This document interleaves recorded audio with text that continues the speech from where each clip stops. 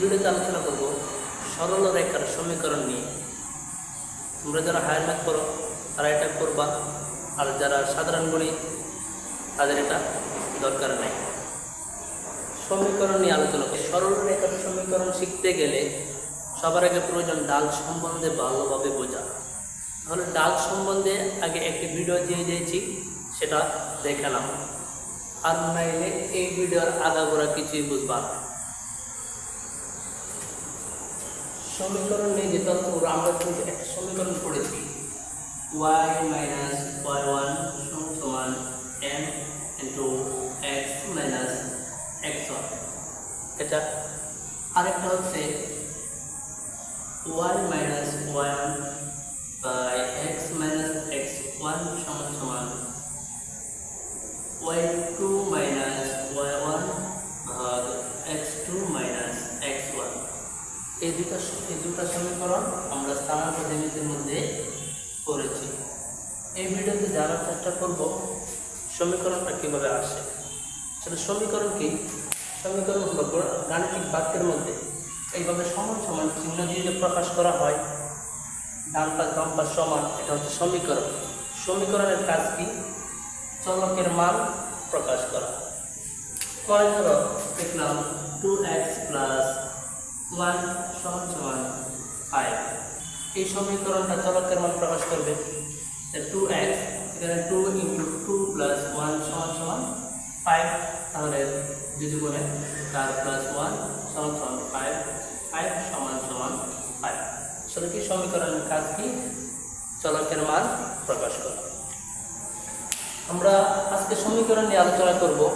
পরবর্তী ভিডিওতে আলোচনা করব কিভাবে বিন্দু নির্ণয় করতে হয়, তখন এটার প্রয়োগ বুঝতে পারবো। তারপরে যখন সিকিউরিটি টেস্ট করাবো আরও ক্লিয়ার হবে। এখন একটা গ্রাফ আছে, কি আঁকবো? সরল রেখা, মূল বিন্দুগামী সরল রেখা। মূল বিন্দুগামী সরল রেখা মনে করো এটা মূল বিন্দুগামী সরল রেখা। মনে করো এই বিন্দুটা x1 y1, এটা মনে করো x y, আর এটা x2 y2। এখানে প্রত্যেকটা বিন্দুতে ঢাল সমান হবে। এখানে প্রত্যেকটা বিন্দুতে ঢাল সমান হবে, যেহেতু এটি একটি সরল রেখা। ঢাল কাকে বলে? x অক্ষের ধনাত্মক দিকের সাথে যে কোণ উৎপন্ন করে তার ট্যানজেন্টকে ঢাল বলে। ঢাল ঢাল ঢাল সমান আমরা কি শিখছিলাম? y2 মাইনাস y1 ভাগ x2 মাইনাস x1। এখন এইটা থেকে এই ডাল থেকে এই দুটো সমীকরণ আসে। কিভাবে আসে এটা একটু জানার চেষ্টা। এখানে মনে করো এ বি এবং সি।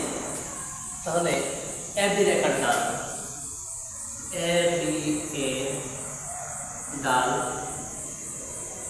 সমান কি পাইতেছি?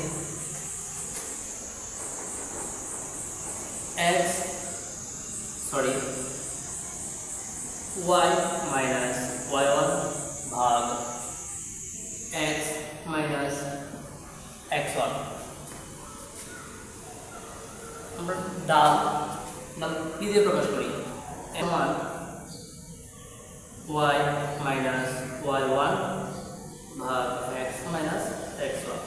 যেহেতু ডালটাকে আমরা m দিয়ে প্রকাশ করি, তাহলে আমি আবার এগুলো লিখতে পারিলাম y মাইনাস y1 ভাগ x মাইনাস x1 সমান m। তাহলে কি হবে? সুতরাং y মাইনাস y1 সমান m into x minus x1। এই যে 1 নম্বরটা প্রমাণ হয়ে গেল। আশা করি এটা তোমরা বুঝতে পেরেছো।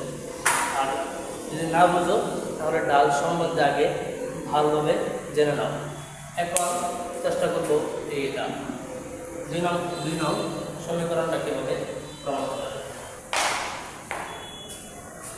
এখানে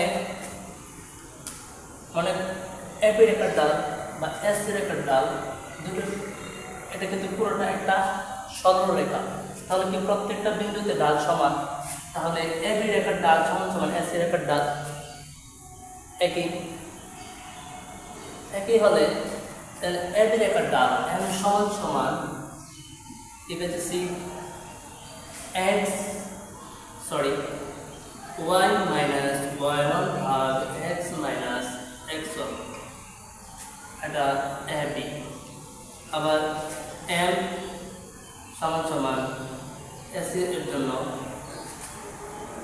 y2 মাইনাস y1 ভাগ x2 মাইনাস x1।